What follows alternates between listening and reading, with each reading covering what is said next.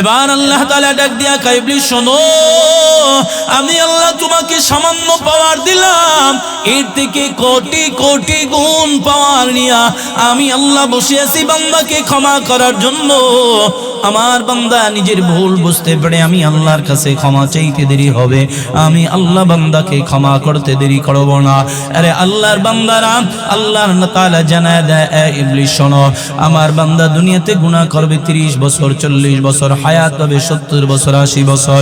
এই হায়াতে জিন্দেগির মধ্যে বান্দা 30 বছর গুনাহটা করার পরে যখন ওই ওয়াজের ময়দানে বসে বসে বয়ান শুনে নিজের জীবনের ভুলগুলা যখন বুঝতে পারবে, অতঃপর বান্দা যখন নিজের ভুলগুলা বুঝতে পেরে ওই ময়দানে বসে খাস তওবা করে আমি আল্লাহর কাছে ছোট্ট একটা দোয়া পড়বে, হাত উঠাইয়া সবাই জবান খুলে আমার সাথে দোয়াটা একবার পড়েন। রব্বানা যালামনা আনফুসানা ওয়া ইল্লাম তাগফির লানা ওয়া তারহামনা লানাকুনান্না মিনাল খাসিরিন। এবার আল্লাহ তাআলা ডাক দিয়া কয় ইবলিস শোনো, আমার বান্দা 30 বছর গুনাহ করার পর ওই বান্দাটা 30 সেকেন্ড সময় ব্যয় করে ছোট্ট দোয়াটা পড়ে আমি আল্লাহর কাছে ক্ষমা চাইবে, আমি আল্লাহ ওয়াদা করলাম ওই বান্দার 30 বছরের গুনাহটারে মাত্র 30 সেকেন্ডের দোয়ার মাধ্যমে মাফ করে দিব। জবান খুলে পড়েন সুবহানাল্লাহ। আল্লাহর বান্দারা, আল্লাহ তাআলা জানায় দিলেন ইবলিসের মুখটা মলিন হয়ে গেল। আল্লাহ ডাক দিয়া কয় ইবলিস, চেহারাটা কেন মলিন হয়ে গেল, চেহারাটা কেমন অন্ধকারাচ্ছন্ন হয়ে গেল, কারণটা কি? কয় আল্লাহ তুমি আমারে পাওয়ার দিলা আবার সিনাইয়া নিলা, লাভ হলো কি? আল্লাহ কয় এজন্যই তুই ইবলিস আর আমি আল্লাহ। একটু জবান খুলে বলুন আল্লাহু আকবার। এবার আল্লাহ তাআলা ডাক দিয়া কয় তোর 3 নম্বর চাও কি বল। ইবলিস ডাক দিয়া কয় আল্লাহ আমার 3 নম্বর চাওয়া, তুমি আমাকে যতদিন হায়াত দিছো ততদিনের জন্য সুস্থতার নিয়ামত দিয়া দাও। আল্লাহ তাআলা কয় যা তোর এই সুস্থতার নিয়ামত দিয়া দিলাম, তবে আমি জানতে চাই সুস্থতার নিয়ামত দিয়া কি করবে? কয় আল্লাহ তুমি আমার এই সুস্থতা হায়াত দিলা লম্বা চূড়া অনির্দিষ্ট কালের জন্য, এরপরে ওয়াসওয়াসা দেওয়ার শক্তিটাও দিয়া দিলা। এবার যদি সুস্থ না থাকি আকাম কুকাম কেমনে করব? তাছাড়া তোমার বান্দা আমাকে বকবে, আমাকে গালি দিবে, আমার জন্য বদদোয়া করবে। এমনকি মুমিন বান্দা যখন বাথরুমে যাই তখনও শয়তান রে গালি দেয়নি। চাচা মিয়া কেমনে দেয়? বাংলা ভাষায় গালি দেয়, কথা কয় না। দোয়াটা আসেনি, হুজুর দোয়া পড়বো কোন সময়? চাপ দিলে লুঙ্গি রাখতে পারি না, ঠিক আপনি আছেন দোয়া। বাথরুমে ঢোকার নিয়ম আমরা মুরব্বীরা অনেকে জানি না, দোয়া তো পরের কথা, কথা কয় না। হ্যাঁ বলেন, বাথরুমে ঢুকতে হয় কোন পা দিয়ে? বলেন সবাই বলেন। বের হবেন কোন পা দিয়া? মসজিদে ঢুকবেন কোন পা দিয়া? বের হবেন। হ্যাঁ আল্লাহর বান্দারা, আল্লাহ নবী জানাইয়া দেয় উম্মাহ শোনো, আল্লাহ তাআলা তো ইবলিসকে পাওয়ারফুল একটা ক্ষমতা দিয়ে দিয়েছে। তুমি নামাজে বসবা সেখানেও তোমারে ধোঁকা দিবে, ওয়াজের ময়দানে বসবা সেখানেও তোমারে ধোঁকা দিবে, বান্দা যখন বাথরুমে ঢুকবা সেখানেও তোমারে ধোঁকা দিবে, ঘুমাইয়া থাকবা সেখানেও গিয়া ধোঁকা দিবে। শয়তান এমন একটা পাওয়ারফুল ক্ষমতা আল্লাহর থেকে নিয়ে নিল, তোমারে ছাড়বে না। এজন্য আল্লাহ নবী কয় উম্মাত বাথরুমে ঢোকার আগে এই দোয়াটা পড়ে নাও, আল্লাহুম্মা ইন্নী আউযু বিকা মিনাল খুবুসি ওয়াল খাবাইস। এই যে শেষের শব্দটা বললাম এটা এক ধরনের গালি। দেখবেন এই দুনিয়ার মধ্যে এমন কোন এক ধরনের মানুষ আছে যারা বেশি চালাকি করে, বাটনামি করে, বলে মানুষের পিছনে সব সময় লেগেই থাকে। এক মানুষ ওই মানুষের উপরে অতিষ্ঠ হইয়া এক পর্যায়ে তার উপাধি দিয়ে দেয়, কয় বেটা তুই আসলেই একটা খবিস। কথা বলেন ঠিক কিনা? আল্লাহর বান্দারা, মুরব্বী বাবা, এখন দোয়াটা জানো না, সময় আছে, 3 দিন করে তাবলীগে সময় লাগাইয়া দাও। এর থেকে যদি বেশি সময় থাকে এক চিল্লা লাগাইয়া দাও, আমলগুলা সংশোধন হয়ে যাবে। তাও যদি না পারো মসজিদের ইমাম আর মুয়াজ্জিনের কাছে গিয়ে বসো, এরপরে বলো হুজুর আমার দোয়াটা হয় কিনা, আমার সূরা ফাতিহাটা হয় কিনা, আমি যে সিজদা দেই সিজদা হয় কিনা। আমি কসম করে বলতে পারি মজলিসের মধ্যে এমন কোনো মানুষ নাই, মুসল্লি নাই, হাত উঁচু করে যদি পারেন একজন দেখাইবেন যে হুজুর আমি আমার মসজিদের মুয়াজ্জিন আর ইমামের কাছে গিয়ে সূরা ফাতিহা শুনাইছিলাম, আমি আমার মসজিদের মুয়াজ্জিন আর ইমামের কাছে গিয়ে আমার নামাজ দেখাইছিলাম, এমন কোন মুসল্লি এই ময়দানে পাওয়া যাবে না। কিন্তু এমন খবিস মুসল্লির এই দেশের মধ্যে অভাব নাই, নিজে সূরা ফাতিহা পড়তে জানে না, অথচ সেই ব্যক্তি মসজিদের বারান্দায় দাঁড়াইয়া থাকে ইমাম সাহেবের ভুল ধরার জন্য। وَإِذَا سَأَلَكَ عِبَادِي عَنِّي فَإِنِّي قَرِيبٌ أُجِيبُ دَعْوَةَ الدَّاعِ إِذَا دَعَانِ فَلْيَسْتَجِيبُوا لِي وَلْيُؤْمِنُوا بِي لَعَلَّهُمْ يَرْشُدُونَ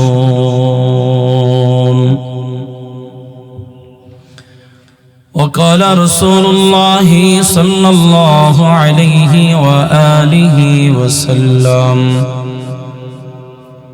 إن ربكم حي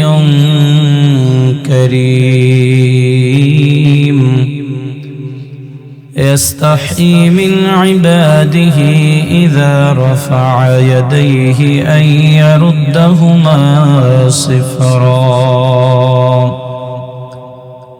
أو كما قال عليه الصلاة والسلام صدق الله مولانا العظيم وصدق رسوله النبي الكريم ونحن على ذلك من الشاهدين والشاكرين والذاكرين والحمد لله رب العالمين সকলে মোহাব্বতে দরুদ ইব্রাহিম পাঠ করুন। আল্লাহুম্মা সাল্লি আলা محمد وعلى آل محمد كما صليت على إبراهيم وعلى آل إبراهيم إنك حميد مجيد اللهم بارك على محمد وعلى آل محمد كما باركت على إبراهيم وعلى آل إبراهيم إنك حميد مجيد بلغ العلا بكماله كشف الدجى بجماله حسنت جميع خصاله صلوا عليه وآله لا إله إلا الله جوان كله لا إله إلا الله لا إله إلا الله لا إله إلا الله لا إله إلا الله محمد رسول الله صلى الله عليه وسلم سبحانك لا علم لنا إلا ما علمتنا إنك أنت العليم الحكيم رب اشرح لي صدري ويسر لي أمري واحلل عقدة من لساني يفقه قولي رب زدني علما رب زدني علما رب زدني علما الحمد لله সকলে চক্ষু বন্ধ করে মুরাকাবা নিয়তে খুব খেয়ালের সাথে শুনি। ওরে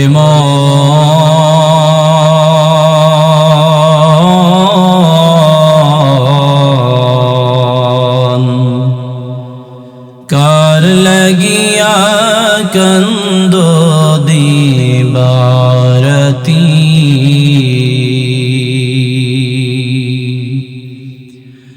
और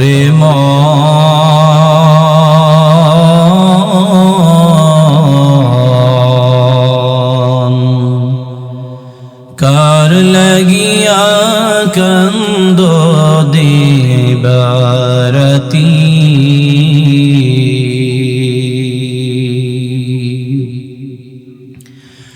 भेबे देखो के ओ হবে না भेबे देखो কেউ হবে না তোমার সঙ্গের সাথী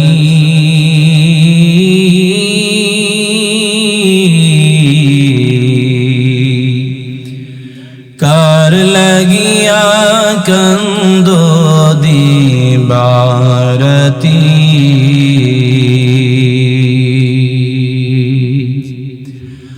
আপন আপন বইলা যাদের ভাবছো সারাক্ষণ আসলে যে কেউ নয় তারা কেউ নয় রে আপন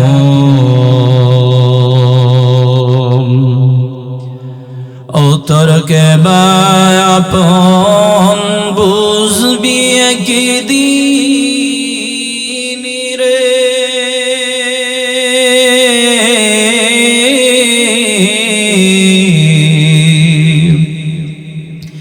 কে আপন বুঝবি একদিন নিবিলে জীবন বাতি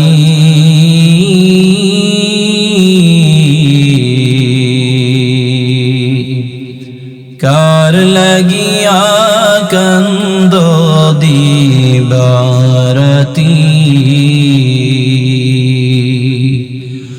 ওরে মন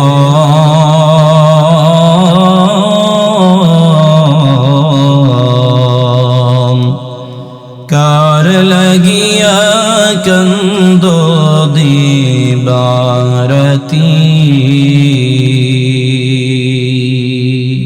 আলহামদুলিল্লাহ জবান খুলে সকলে পড়ুন আলহামদুলিল্লাহ 18 ভাগ পশ্চিম পাড়া প্রবাসী ও যুব সমাজের উদ্যোগে একদিন ব্যাপী বার্ষিক তাফসীরুল কোরআন মাহফিলে পরম শ্রদ্ধেয় সম্মানিত সভাপতি সদর জলসা পীর কামিল শাহ সুফি আল্লামা খাজা মোহাম্মদ ওয়ালিউল্লাহ দামাত বারাকাতুহুমুল আলিয়া গাছতলা চাঁদপুর আজকের মাহফিলে আমার আগে অত্যন্ত চমৎকার আলোচনা করেছেন আপনাদের সকলের প্রিয় মানুষ এবং আমার অত্যন্ত মহব্বতের বন্ধুবর 18 ভাগ কেন্দ্রীয় জামে মসজিদের সম্মানিত খতিব মাওলানা সিকান্দার হুসাইন আকবরী হবিগঞ্জ আমন্ত্রিত উলামায়ে কেরাম মঞ্চে উপবিষ্ট জাতির রহবার জাতির পাহারাদার জাতির কর্ণধার রাসূলুল আম্বিয়া হযরত উলামায়ে কেরাম ওয়া ইযা কুলনা লিল মালাইকাতি ইসজুদু লি আদম ফাসাজাদু ইল্লা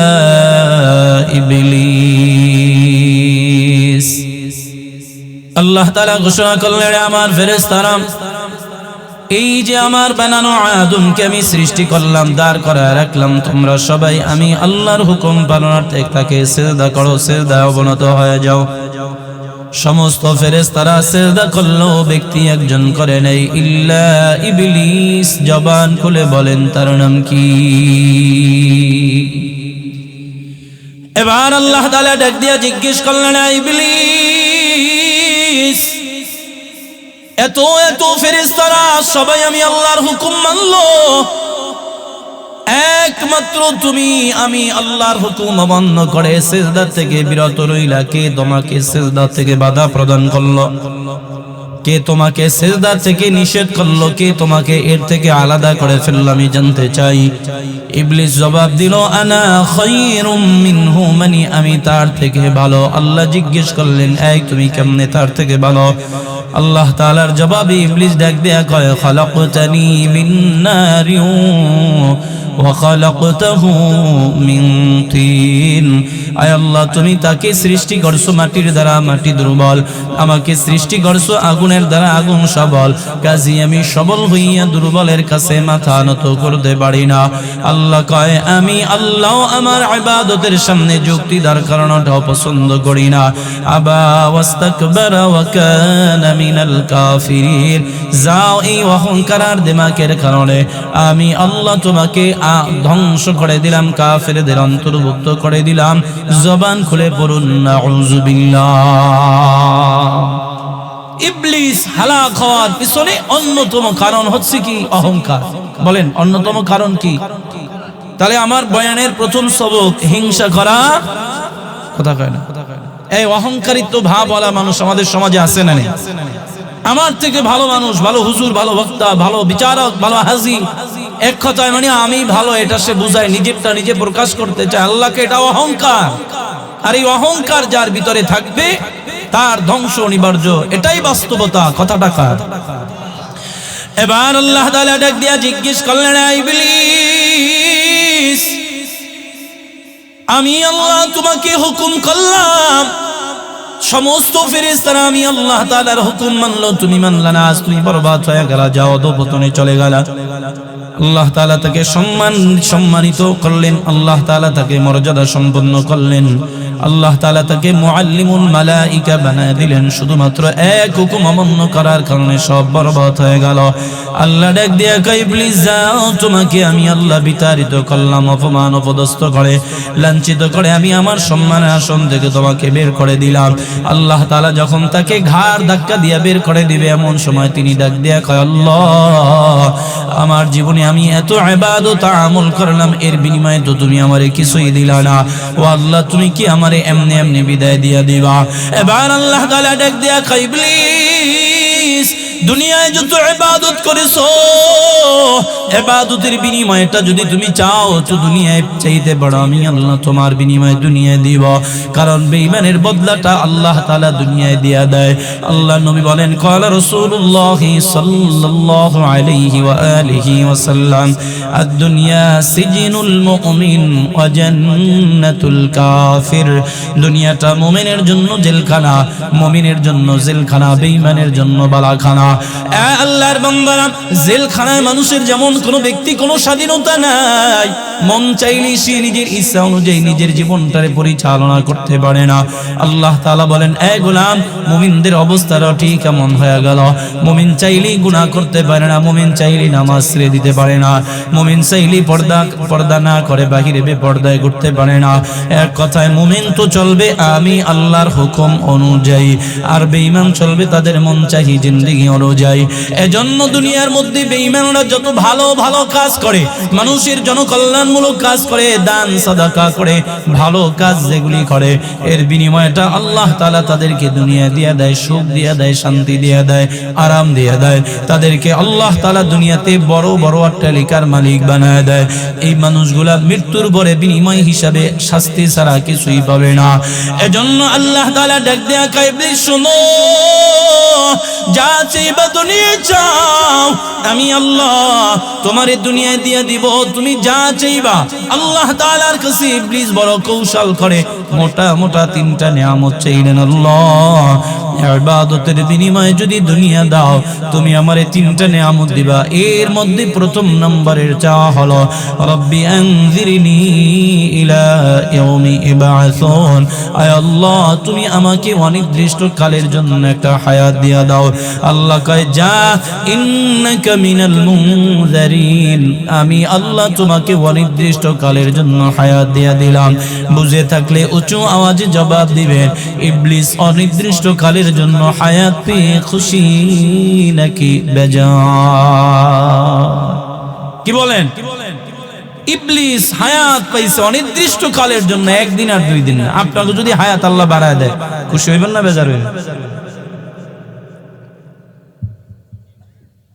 এমন একটা ঘোষণা যদি হয় যে এই মাহফিলি এলাকার যে মুরব্বীরা আসছিল, এদেরকে আল্লাহ তাআলা আগামীকাল থেকে 100 বছর করে হায়াত বাড়ায় দেন, দেখছেন না বুড়ারা আলহামদুলিল্লাহ খুশি ঠেলায় সুবহানাল্লাহ কইছে।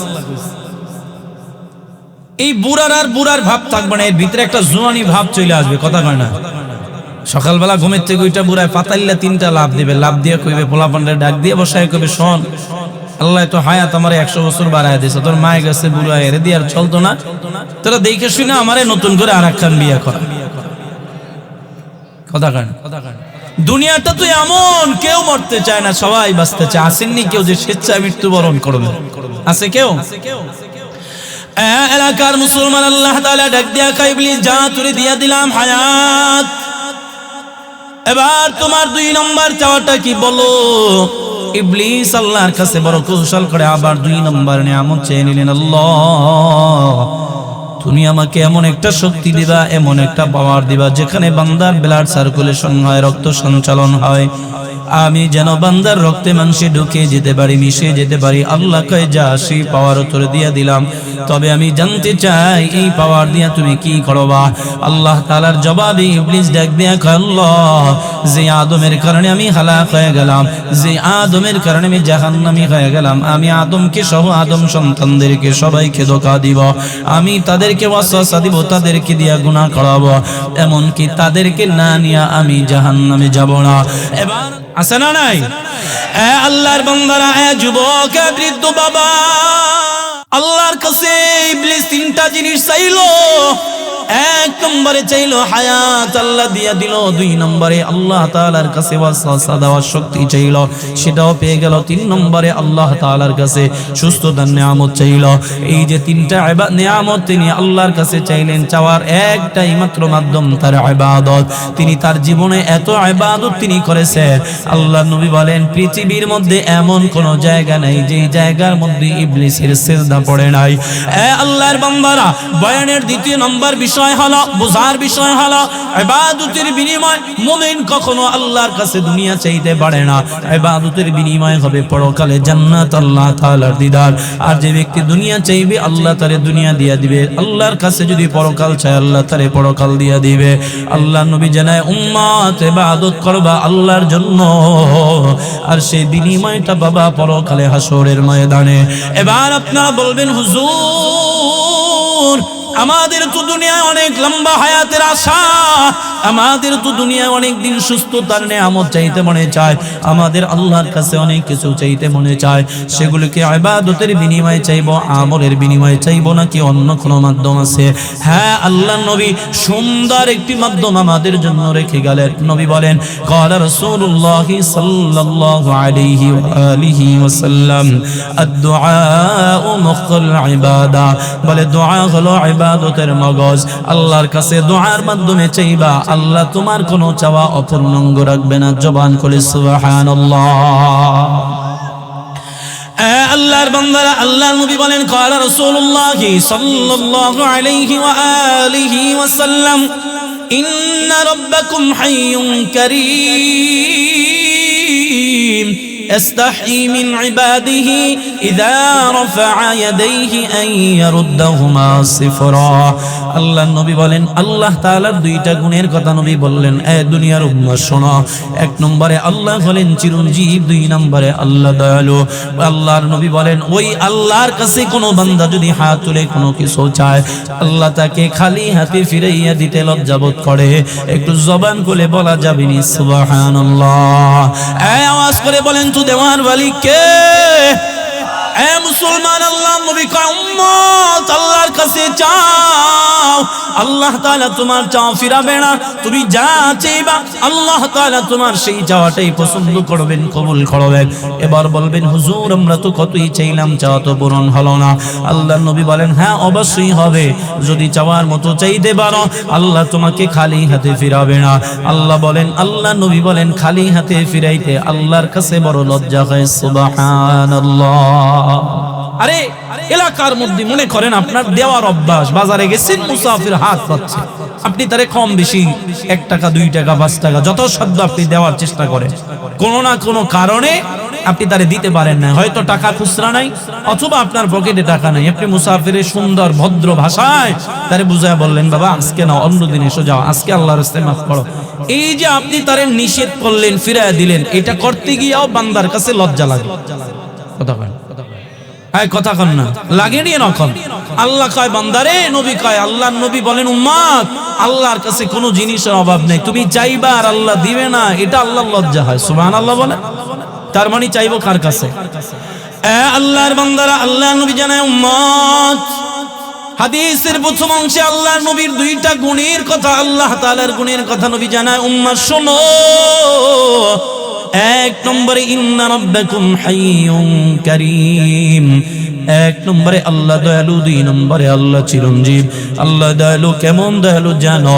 বলে যে আল্লাহ 30 বছরের গুনাহটারে 30 সেকেন্ডের দোয়ার মাধ্যমে মাফ করতে পারে, তার মতো দয়ালু, তার মতো আপনজন আর এই দুনিয়ায় কেউ হবে না। আল্লাহ তাআলা চিরঞ্জীব। কেমন চিরঞ্জীব? আল্লাহু লা ইলাহা ইল্লা হুয়াল হাইয়ুল কাইয়্যুম। আল্লাহ তাআলা বলেন আমি আল্লাহ ব্যতীত আর কোনো ইলাহ নাই, কোনো মাবুদ নাই। হুয়াল হাইয়ুল কাইয়্যুম, আল্লাহ বলেন আমি আল্লাহ চিরস্থায়ী চিরঞ্জীব। কেমন চিরস্থায়ী চিরঞ্জীব জানো? লা তাখুযুহু সিনাতুন ওয়ালা নাওম, আল্লাহ বলে আমার ঘুম নাই, তন্দ্রা নাই, আমার নিদ্রা নাই, এমন কি এগুলো আমাকে কখনো স্পর্শ করতে পারে না। আল্লাহর বান্দারা, তার মানে জানলাম আল্লাহ কখনো ঘুমায় না, কিন্তু মানুষের ঘুমের দরকার আছে না নাই? কথা কয় না। আল্লাহর বান্দারা, মানুষ রাতের বেলা ঘুমায়, আবার সকালে ফজরের নামাজ কেউ পইরাও ঘুমায় না, পইরাও ঘুমায়, আবার দুপুরের পরে জোহরের নামাজের পরে খাওয়া দাওয়ার পরে মানুষ একটু বিশ্রাম করতে গিয়ে ঘুমায়া যায়। এরপরেও দেখা যায় রাতের 10টা 11টা বাজলে কোনো মাহফিলের ময়দানে বসলে বান্দার চোখে এমনি ঘুম চলে আসে। দেখবেন অনেকে বৈশা বৈশা মাথাটারে নিচের দিকে বারবার বাড়ি মারে। এমন মানুষ সমাজের মধ্যে আছে না নেই? আরে ময়দানের কথা বাদ দিলাম, এটা রাতের ঘুম হওয়াটাই স্বাভাবিক। মনে করেন আপনার এলাকার মসজিদে শুক্রবার, বিশ্বাস না হলে মিলায় দেখবেন আগামী জুমায় হুজুর বয়ান করবেন, আকবরী বয়ান করবে, আর অধিকাংশ অর্থিক মুসল্লিরা শুক্রবার দিন ঘুমায় মসজিদে। কথা কেন? হ্যাঁ, আরে কোন ঘুম ঘুমায়? মনে হয় সারা রাত্র গরু চুরি করছে, ঘুমের ঠেলায় আর একজনের গায়ের উপর পড়ে যায়। হেবাড়া এবার ধাক্কা দাও, ঘুমাস কই? ঘুমাইলাম কই, একটা তন্দ্রানা দিলাম কই, এটাই তো ঘুম। অথচ ওই বান্দা মসজিদে ঘুম, এত ঘুম, ঘুমের কারণে আর একজনের গায়ের উপরে পড়ে যায়। আবার ওই ব্যক্তি হুজুরের কাছে নামাজের পড়ে চায়, দোয়া চায়, হুজুর দোয়া করবেন। কি দোয়া করবো? কয় রাতের বেলা ঔষধ ছাড়া ঘুমাইতে পারি না। কয় কেন পারেন না? কয় সেটাও তো জানি না। আরে আল্লাহর বান্দারা, ঘরের মধ্যে কত সুন্দর বিছানা, ফ্যান, এসিও আছে, এরপরও বান্দা রাতের বেলা ঔষধ ছাড়া ঘুমাইতে পারে না। আবার ওই বান্দাটা যখন মসজিদে গিয়া বসে, এমনি তার ঘুমের তন্দ্রা চলে আসে। কারণ কি? আল্লাহর নবী বলে কারণ হলো মসজিদ আল্লাহর ঘর, আল্লাহর ঘরের উপরে আল্লাহ সব সময় রহমত বর্ষণ করতে থাকেন। রহমত মানে শান্তি। বান্দা যখন শান্তিতে থাকে, ঘুমের জন্য কোনো ঔষধের দরকার হয় না, ঠিক কিনা? আল্লাহর বান্দারা, পয়গম্বর মুসা নবী ডাক দিয়া কয় আল্লাহ তুমি যে ঘুমাও না আমি জানি। ও আল্লাহ, কেমনে না ঘুমাইয়া দিনের পর দিন, রাতের পর রাত পার করে দিতেছ, আমি তো কিছুই বুঝি না। ও আল্লাহ, তুমি আমার একটু বাস্তবে দেখাইয়া দাও কেমনে না ঘুমাইয়া কাটাও। আল্লাহ কয় মুসা, তুমি কি আমার এই বিষয়টা তুমি কি মানো না বা জানো না? আমি মানি, জানি, সব ঠিক আছে, তবু আমাকে একটু বাস্তবে দেখাইতে হবে। আল্লাহ কয় তাই যদি হয়, বাড়ি থেকে একটা গ্লাস নিবা, এই গ্লাসের মধ্যে পানি ভর্তি করে সারাটা রাত হাতের মধ্যে করে দাঁড়ায় থাকবা। শর্ত হলো একটা ফোঁটা পানি যেন জমিনের মধ্যে পড়ে না যায়। পয়গম্বর মুসা নবী কয় এটা তো কোনো ব্যাপার না, সহজ একটা কাজ দিয়া দিলা। এবার আল্লাহ ডাক দিয়া কয় যাও দিয়ে দেখো ফলাফল কি দাঁড়ায়। পয়গম্বর মুসা নবী বাড়িতে আসলেন, হাতের মধ্যে গ্লাস নিলেন, পানি নিলেন, দাঁড়াইয়া রইলেন। এমন সময় রাত বাড়তেছে, ডাক দিয়া কয় আল্লাহ তাকাইয়া দেখো, আমি তোমার দেওয়া পরীক্ষা দেওয়ার জন্য হাজির হয়ে গেলাম, হাতের মধ্যে গেলাস আর পানি। আল্লাহ কয় দাঁড়াইয়া থাকো, রাতের এখনো অনেক সময় বাকি, ফলাফল কি হয় সেটা তো শেষ রাত্রে প্রকাশ পাবে। আল্লাহ নবী দাঁড়াইয়া রইলেন, রাত বাড়তেছে, চোখের মধ্যে ঘুমের মাত্রাও বাড়তেছে, এটাই স্বাভাবিক। দেখবেন এখন তো বাজে মাত্র 9:30টার কাছাকাছি, যখন 10:30 11টা বাজবে অধিকাংশ মুসল্লিরা এখানে বসে বসে ঘুমাইবে, এটাই স্বাভাবিক। রাত বাড়তেছে, পয়গম্বরের চোখের মধ্যে ঘুমের মাত্রাও বাড়তেছে। বাড়তে বাড়তে হঠাৎ করে ছোট্ট করে একটা তন্দ্রা মেরে দিলেন, হাত থেকে গ্লাসটা জমিনের মধ্যে পড়ে গেল, ভেঙ্গে চুরে চুরমার হয়ে গেল, পানিও নাই, গ্লাসও নাই, পয়গম্বর আর দাঁড়ায় নাই, সিজদায় পড়ে ডাক দিয়া কয় আল্লাহ, কি করলাম আর কি হয়ে গেল কিছুই তো বুঝলাম না। আল্লাহ কয় মুসা, এত হয়রান পেরেশান হওয়ার কিছুই নাই, সিজদা থেকে মাথাটা উঠাও, আমি আল্লাহ কি বলি মনোযোগ দিয়ে শোনো। কয় তুমি তো একটা গ্লাস পানি আর একটা গ্লাস এক রাত পাহারা দিয়ে রাখতে পারলা না, তাহলে তুমি কেমনে বাবা আমি আল্লাহ ঘুমাবো? কারণ আমি আল্লাহর হাতে, আমি আল্লাহর পরিচালনায় 7 তবক জমিন চলে, 7 তবক আসমান চলে। শুধু এখানেই সমাপ্ত নয়, এই গোটা পৃথিবীর মধ্যে যত মাখলুক আছে সব আমি আল্লাহর পরিচালনায় চলে। আমি আল্লাহ যদি তোমার মতো একটা তন্দ্রা দিতাম, একটার সাথে আর একটার সংঘর্ষ হইয়া সব কিছু লয় প্রলয় হয়ে যেত, কিছুই থাকতো না, যার কারণে ঘুমাবো তো দূরের কথা, তন্দ্রা দেওয়ার সুযোগ আমি আল্লাহর হয় না। একটু জবান খুলে বলেন না আল্লাহু আকবার। আল্লাহর বান্দারা পয়গম্বর মুসা নবীরে আল্লাহ ডাক দিয়া কয় মুসা শুনো, আমি তো বান্দার প্রেমে পড়ে ঘুমাইতে পারি না রে মুসা। ও আল্লাহ, এটা আবার কেমন প্রেম? কি কারণে তোমার বান্দার সাথে তোমার এত মহব্বত, এত ভালোবাসা, এত প্রেমের সম্পর্ক? আল্লাহ কয় রে মুসা, এই দুনিয়ার মধ্যে এমন এমন বান্দা বান্দি আছে যারা রাতের বেলা ঈশার নামাজ আদায় করে ঘুমাইয়া যায়, আবার ফজরের আজান শুনে না মসজিদে গিয়া ফজরের নামাজ আদায় করে। আবার এই মানুষের মধ্যে একদল মানুষ আছে রাতের বেলা ঈশার নামাজ আদায় করে ঘুমায়, রাত যত বাড়ে বান্দার চোখের ঘুমটাও কেমন যেন হালকা হইয়া যায়। ওই বান্দা রাতের অন্ধকারে গভীর রাত্রে 2:30 3টা যখন বেজে যায়, ওই বান্দা রাতের আরামের ঘুমটারে হারাম করিয়া এই কনকনে শীতের মধ্যে ঠান্ডা পানি দ্বারা ওযু বানাইয়া নামাজের মুসাল্লা বিছাইয়া নামাজ আদায় করে করে আল্লাহর কাছে দোয়া করে, দোয়ার আল্লাহর কাছে চোখের পানি ছেড়ে দোয়া করে, আল্লাহ এই দুনিয়াতে আমি সারা, আমি আমার মতো গুনাহগার কেউ নাই, আমার মতো জালিম, আমার মতো অপরাধী কেউ নাই। ও আল্লাহ, এই দুনিয়াতে তোমার বান্দা বান্দির অভাব নাই। ও আল্লাহ, আমি তাকাইয়া দেখলাম তুমি সারা আমাকে ক্ষমা করার কেউ নাই। কয় গভীর রাতে যখন বান্দা আমাকে অনুনয় বিনয় করে কান্নাকাটি শুরু করে দেয়, আমার কাছে বান্দা যখন ক্ষমা চাইতে শুরু করে, আমি আল্লাহ তাআলা ওই মুহূর্তে যদি ঘুমায়া থাকতাম, কে আমার বান্দার চোখের পানিটা কুদরতি হাতে উঠায়া দিত, কি আমার বান্দার গুনাহটারে মাফ করে দিত, কি আমার বান্দার ডাকে সাড়া দিত। এই জন্য আমি আল্লাহ ঘুমাবো তো দূরের কথা, তন্দ্রা দেওয়ারও সুযোগ আমি আল্লাহ পাই না। তার মানে আল্লাহ ঘুমায় না, ঘুমায় কে? মানুষ। পৃথিবীর সমস্ত মাখলুকের ঘুমের দরকার আছে। কথা কয়, বলেন চাইবো কার কাছে? এই জবান খোলেন, দেওয়ার মালিক কে? আরো জোরে। আল্লাহর বান্দারা, নবী বলেন উম্মত আল্লাহর কাছে চাও, আল্লাহ তোমার চাওয়া পূরণ করে দিবেন। কিন্তু বড় দুঃখ আর আফসোসের বিষয়, আজ মুসলমানের সন্তানেরা আল্লাহকে বাদ দিয়ে মাজারে চায়, আছে না নাই?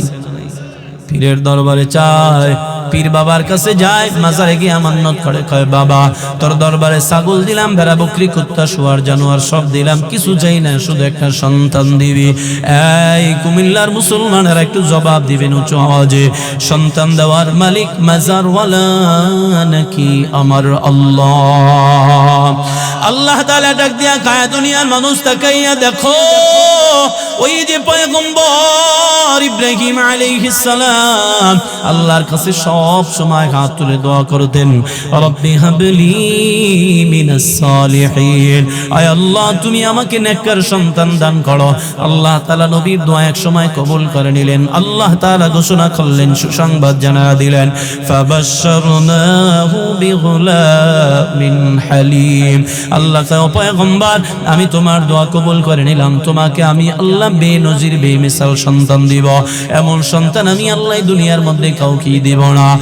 আল্লাহর বান্দা মুফাসসিরিন ইকরাম বলেন পয়গম্বর ইব্রাহিম নবীকে আল্লাহ তাআলা যখন সন্তান ইব্রাহিম ইসমাঈল নবীকে দান করলো তখন তার বয়স হয়েছিল ৮৬ কিংবা ৯০ বছর। আল্লাহ যদি চায় বুড়া বয়সও বাবা বানাইতে পারে কি পারে না? সবাই বলেন না দেওয়ার মালিক কে? এজন্যই তো আল্লাহ বলেন ওয়া ইযা সাআলাকা ইবাদি আন্নী ফাইন্নী করিব।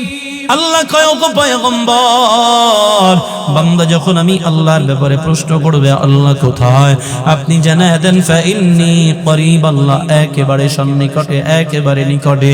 কত নিকটে জানো?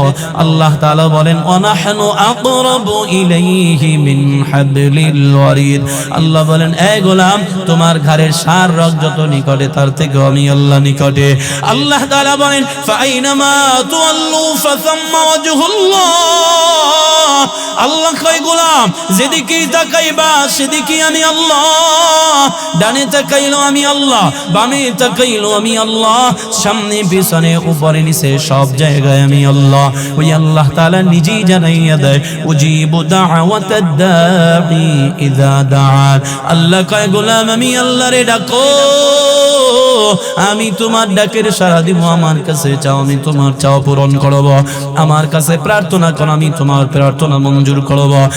মুসলমানেরা এবার জবাব দিবেন উচ্চ যে নবী বললেন আল্লাহর কাছে চাওয়ার জন্য, আল্লাহ নিজেও বললেন তার কাছে চাওয়ার জন্য।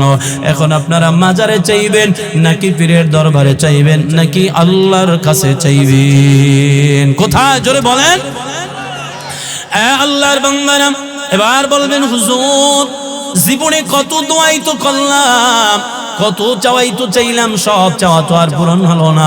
হ্যাঁ, আপনাদের চাওয়া পূরণ হবে, দোয়া কবুল হবে। আমি আপনাদের জন্য দোয়া কবুলের জন্য নবীর পক্ষ থেকে 5টা ফর্মুলা নিয়ে হাজির হয়েছি। আল্লাহ নবী বলেন কোন ব্যক্তি দোয়া করার আগে যদি 5টা ফর্মুলা মেনে দোয়া করে অবশ্যই অবশ্যই আল্লাহ তাআলা তার দোয়া কবুল করবে। সুবহানাল্লাহ। কয়টা ফর্মুলা বলেন? জবান খুলে বলেন। এই 5টা ফর্মুলার কথা মুখস্থ রাখবেন। এটাই বয়ান, এতক্ষণ যা চিল্লেই সেগুলি সব পাও। আল্লাহ নবী বলেন 1 নম্বরে এক আমল করে নাও। দোয়া করার আগে কি করবেন বলেন? বলেন কি আপনার কথা কইতে কষ্ট হয়? পেটে ক্ষুধা লাগছে? বলেন 1 নম্বরে কি? 1 নম্বরে এক আমল, 2 নম্বরে ইস্তিগফারের আমল, 3 নম্বরে ইসমে আযম, 4 নম্বরে নবী বলেন বরকতময় সময়ের দোয়া, বরকতময় জায়গার দোয়া, 5 নম্বরে নবী ওলির ওসিলায় দোয়া করলে আল্লাহ দোয়া কবুল করে নেয়। এই 5 ফর্মুলা মেনে নবী বলেন দোয়া করো, উম্মত তোমার দোয়া কবুল না করে আল্লাহ পারবে না। কয়টা ফর্মুলা? 1 নম্বরে কি? সবাই বলেন। 1 নম্বরে নেক আমল, নবী বলে উম্মত নামাজ, রোজা, হজ, যাকাত, দান, সাদাকা, কোরআন তেলাওয়াত ইত্যাদি ইত্যাদি যত আমল আছে নেক আমলের অন্তর্ভুক্ত আমল করে দোয়া করো, আল্লাহ তাআলা তোমার দোয়া কবুল করবে। মনে করেন মসজিদে নামাজের জামাত হলো, সবাই নামাজ আদায় করে যার যার গন্তব্যে চলে গেল। আপনি মসজিদের মধ্যে বসে মসজিদের তাকের মধ্য থেকে একজেল কোরআন শরীফ নিয়া কিছু সময় বসে বসে কোরআনের তেলাওয়াত করবেন। এরপরে ওই বান্দা মসজিদের মধ্যে বসে বসে তাওবা ইস্তেগফার পড়ে, দরুদ শরীফ পাঠ করে, আল্লাহর কাছে বিনয়ের সাথে যদি 2টা হাত উঠাইয়া দোয়া করে, নবী বলেন উম্মত আল্লাহ তাআলা ওই সময়ের দোয়াটাকে বড় পছন্দ করে। সুবহানাল্লাহ। এজন্য আল্লাহ নবী বলেন উম্মত দোয়া করার আগে নেক আমল করে নাও। 2 নম্বরে নবী বলেন ইস্তিগফারের আমল করো। ইস্তিগফারের আমলের দ্বারা কি লাভ? আল্লাহ নবী বলেন যেই ব্যক্তি ইস্তিগফারের আমল করবে আল্লাহ তাআলা তারে মুস্তাজাবুদ দাওয়া বানায় দিবে। মুস্তাজাবুদ দাওয়া তো তাকে বলা হয় হাত তুলে যেই দোয়া করবে আল্লাহ সেই দোয়াই কবুল করবে। আরে আল্লাহর বান্দারা, নবী বলেন তওবা করনেওয়ালা ব্যক্তির দোয়া আল্লাহ কখনো ফিরায় দেয় না। তার মানে তওবার 1 নম্বরে ফজিলত হলো দোয়া কবুল হবে তওবা করনেওয়ালা ব্যক্তির। 2 নম্বরে নবী বলেন ক্বালা রাসূলুল্লাহ সাল্লাল্লাহু আলাইহি ওয়া আলিহি ওয়াসাল্লাম, আল্লাহ নবী বলেন আত-তাইবু মিনায-যামবি কামান লা যামবা লা। নবী বলেন উম্মত কেউ যদি গুনাহ থেকে মুক্ত হওয়ার জন্য খাস তওবা করে নেয়, আল্লাহ তারে এমন ভাবে ক্ষমা করে দিবেন যেন তার আমল নামায় কোনো গুনাহই থাকতে পারে না।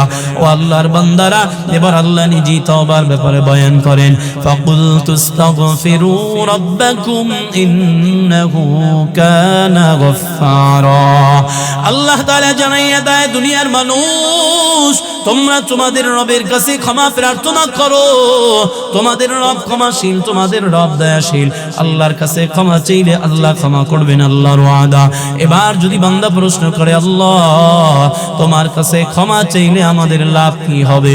এবার বান্দার ব্যাপারে, বান্দার ফজিলতের ব্যাপারে আল্লাহ তাআলা বয়ান করেন। এক নম্বরে লাভের কথা আল্লাহ জানায় দেয়, ইরসিলিস সামাআ আলাইকুম মিদরারা। আল্লাহ তাআলা জানায়, গোলাম তওবা করো, আমি আল্লাহ তোমার জন্য আসমান থেকে রহমতের বৃষ্টির ফয়সালা করব। ওয়ায়ুমদিদকুম বিআমওয়াল, আমি আল্লাহ তোমার সম্পদের মধ্যে বরকত দিয়া দিব। ওয়াবানিন, আমি আল্লাহ তোমার সন্তানাদির মধ্যে বরকত দিব। ওয়ায়াজআল লাকুম জান্নাত, আল্লাহ বলেন আমি আল্লাহ তোমার জন্য জান্নাতের ফয়সালা করব। তার মানে তওবার দ্বারা এক নম্বরে রহমতের ফয়সালা হবে, দুই নম্বরে সম্পদে বরকত হবে, তিন নম্বরে সন্তানাদির মধ্যে বরকত হবে, চার নম্বরে আল্লাহ জান্নাতের ফয়সালা করবে। পড়েন সুবহানাল্লাহ। কষ্ট হয়? এই ভাইরা কষ্ট হয়নি? আল্লাহর বান্দারা, আল্লাহ তাআলা জানাইয়া দেয়, গোলাম মুসলমান, যাদের রিজিকের অভাব, আজ আমরা অভাবে পইরা এনজিওর কাছে সুদের জন্য দৌড়াই, আজ আমরা গ্রামীণ ব্যাংকে সুদের কাছে যাই, লোনের কাছে যাই। এই সুদের কারবারি যারা করে তাদের ফ্যামিলি সংসারের বরকত নষ্ট হয়ে যায়। পরীক্ষিত একটা বিষয় আপনি দেখবেন, খেয়াল করে দেখবেন, যারা সুদের কারবারি করে, যারা লোনের কারবারি করে, তাদের সংসারে কোনোদিন বরকত হয় না, বরকত নষ্ট হয়ে যায়। ও আল্লাহর বান্দারা, ছোট্ট একটা আমল শিখায় দেই, যাদের অভাব যায় না, রিজিকের অভাব, সংসারে সম্পদের অভাব, আজ থেকে সকল ফ্যামিলি সদস্য সবাই মিলে নিয়মিত ইস্তেগফার আমল করবেন। আল্লাহ চাইলে সম্পদে বরকত দিতে পারে কি পারে না? এলাকার যুবক ভাই বোনেরা, যাদের সন্তান হয় না, মাজারে মান্নত করা বন্ধ করে দাও, পীরের কদমে সিজদা বন্ধ করে দাও, মাজার পূজা বন্ধ, পীর পূজা বন্ধ করে দাও। পীর বাবাও দিতে পারবে না, মাজার বাবাও, মাজারওয়ালাও দিতে পারবে না। যিনি দিতে পারবেন বলেন তো তিনি কে? আল্লাহর বান্দারা, আজ থেকে স্বামী স্ত্রী উভয় মিলে ইস্তেগফার আমল বাড়ায় দাও, দেখবা আল্লাহ চাইলে সন্তানাদির মধ্যে বরকত দিয়ে দিতে পারে। কথা বলেন ঠিক কি না? ও আল্লাহর বান্দারা, এবার আপনারা বলবেন, হুজুর এমন তওবা তো আমরা কতই করি, হাটিয়ার বলি আস্তাগফিরুল্লাহ, বান্দা দোকানদারি করে কয় আস্তাগফিরুল্লাহ, বান্দা রিকশা চালায় কয় আস্তাগফিরুল্লাহ, হাজি সাহেব হজ কইরা আইসা মাথার মধ্যে ঘুমটা একটা লাগাইয়া তাসবিহ নিয়ে কারিয়ার কয় আস্তাগফিরুল্লাহ আস্তাগফিরুল্লাহ। ওদিকে খবর নিয়ে দেখো, হাজি এখনো সুদের কারবারি করে, এমন হাজি সমাজের মধ্যে আছে না নেই? তার মানে আপনাদের দেশে হাজি সুদ খায়, বোঝা গেল আপনাদের আওয়াজ বের হইছে। কথা কয় না? হাজি সাহেবরে জিগাইবেন, হাজি সাহেব আপনি যে সুদ খান, ব্যাপার কি? হজ কইরা না আসলেন? আমি তো এখন সুদ খাই না। কি খান? আগে হজে যাওয়ার আগে আমি গ্রামে যত সুদের টাকা আছিল সব উঠায় ফেলছি, এরপরে ওই টাকাগুলো আমি ব্যাংকে একটা অ্যাকাউন্ট করে ফিক্সড করে রেখে দিচ্ছি, ওখান থেকে মাসে মাসে ইন্টারেস্ট আসে, আমি ওইটা খাই, সুদ খাই না। কি খায়? কথা কয় না? ওইটা কি? যেই লাউ সেই কদু। এটার ইংলিশটারে বাংলা করেন, ট্রান্সলেশন করেন, মুনাফা সুদ হবে। কথা কয় না? এলাকার মুসলমান, হাজি তওবা করে হজ করছে, সুদ খায়। আমাদের সমাজে এমনও ব্যবসায়ী আছে, বলে দোকানদারি করে, নামাজও পড়ে, 2 নম্বরই ব্যবসা করে, আছে না নেই? মসজিদ দেখবেন, বাজার মসজিদে দেখবেন, বাজারের মধ্যে দোকানদার মসজিদে নামাজ আদায় করছে, নামাজ আদায় কইরা মসজিদে গিয়া নামাজ আদায় কইরা আবার দোকানে বসছে। কাস্টমার একজন এসে বলছে, হাজি সাহেব সোয়াবিন তেল 1 নম্বরটা আসেনি? কয় হ্যাঁ আছে। কয় দেন। কয় কেমনি বুঝবে এটা 1 নম্বর? কয় বিশ্বাস কি হয় না? বলে কেমনি বিশ্বাস করবো? কয় যে দেখেন দাড়ির পানিগুলা ওজুর পানি এখনো পড়তেছে, বিশ্বাস না কইরা কই যাবেন? আল্লাহর বান্দারা, এই ধোকাবাজি লেবেল লাগাইয়া ধোঁকাবাজি ব্যবসা আমাদের সমাজে মানুষ করে কি করে না। এজন্য আল্লাহ নবী জানায় উম্মত তওবা করো, খাস তওবা করে নাও। আল্লাহ নবী বলেন উম্মত তওবার জন্য 5টা শর্ত মেনে নাও। 1 নম্বরে যদি তুমি খাস তওবা করতে চাও, 1 নম্বরে তোমার তওবার জন্য শর্ত বিনয়ী হয়ে যাও। 2 নম্বরে গুনাহটা বন্ধ করে দাও। 3 নম্বরে গুনাহের প্রতি ঘৃণা জমায়ে দাও। 4 নম্বরে পাক্কা ওয়াদা দিবা আল্লাহ জীবন চাকার যাক, জীবনে কোনোদিন গুনাহ করব না, মিথ্যা বলবো না, সুদ ঘুষ খাবো না। 5 নম্বরে হকুল্লাহ হকুল ইবাদ, বান্দার হক আল্লাহর হক, আল্লাহর হক আল্লাহ চাইলে ক্ষমা করে দিতে পারেন, বান্দার হক বান্দা ক্ষমা না করা পর্যন্ত আল্লাহ তারে মাফ করবে না। আলহামদুলিল্লাহ, আল্লাহ কবুল করুক, সকলে বলি আমিন। তাহলে বলছিলাম তাওবার জন্য 5টা শর্ত। জবানে আস্তাগফিরুল্লাহ গুনাহ চালু, এই তাওবার দ্বারা কোনো লাভ, কথা বলে না। আপনি জবান দিয়ে আস্তাগফিরুল্লাহ বলবেন, গুনাহ করবেন, এটা তো একদম আল্লাহর কাছে এক ধরনের ধোঁকাবাজি হয়, কথা বুঝেন না? আল্লাহর বান্দারা, আল্লাহ নবী বলে উম্মত তোমার জবানে আস্তাগফিরুল্লাহ বলারই কোনো দরকার নাই, তুমি শুধু 5টা শর্ত মানো, তোমার গুনাহ মাফ হয়ে যাবে। 5 শর্তের মধ্যে মুখস্থ করেন। 1 নম্বরে বিনয়ী হয়ে যাও, গুনাহের জন্য আল্লাহর কাছে নিজেকে নত করে দাও। আল্লাহ জীবনে অনেক অন্যায় করে ফেলেছি, অপরাধ করে ফেলেছি, আর জীবনে গুনাহ করব না। ও আল্লাহ দুনিয়ার মধ্যে তুমি ব্যতীত আমাকে ক্ষমা করার কেউ নাই, এই কথাটা আল্লাহর কাছে বলে নিজেকে ছোট করে ফেলো, বিনয় করে ফেলো। 2 নম্বরে যেই গুনাহটা করতা গুনাহটারে বন্ধ করে দাও। 3 নম্বরে গুনাহের প্রতি ঘৃণা জমায়া দাও। 4 নম্বরে আল্লাহর কাছে পাক্কা ওয়াদা দিবা আল্লাহ জীবন থাকার যাক আর কোনোদিন গুনাহ করব না। 5 নম্বরে হকুল্লাহ হকুল ইবাদ, আল্লাহর হক বান্দার হক, অন্তত বান্দার হক নষ্ট করাও যাবে না, আর যদি করে থাকেন আদায় করে যাব, এটাই হলো আমাদের মূল দায়িত্ব। নবীর উম্মত, এজন্য আগে বলছিলাম 5 ফর্মুলা দোয়া কবুলের জন্য। 1 নম্বরে নবী বলেন এক আমল করে নাও।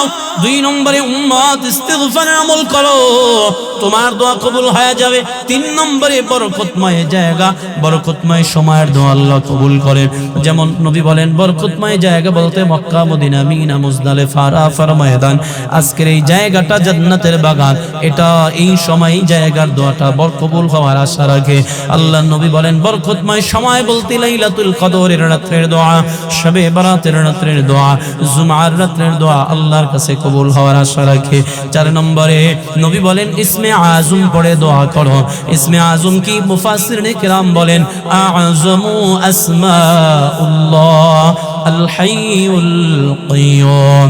দেখবেন উলামায়ে কিরাম যখন দোয়া করে, দোয়ার মধ্যে বারবার বলে ইয়া হাইয়ু ইয়া কাইয়ুম ইয়া যাল জালালি ওয়াল ইকরাম।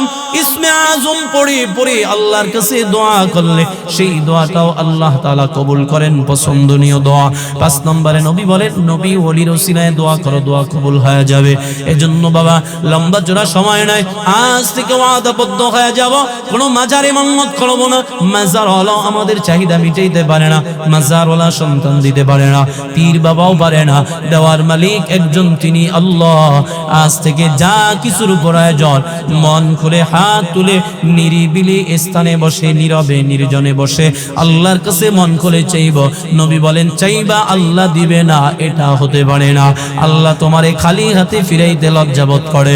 এজন্য ওয়াদাবদ্ধ হয়ে যাব, আজ থেকে আমরা সবাই যা কিছুর প্রয়োজন চাইব একমাত্র কার কাছে? আল্লাহ আমাদের সবাইকে কবুল মঞ্জুর করুক। জবান খুলে পড়ুন আমিন। আমি দোয়া চাই, আপনাদের জন্য দোয়া করি।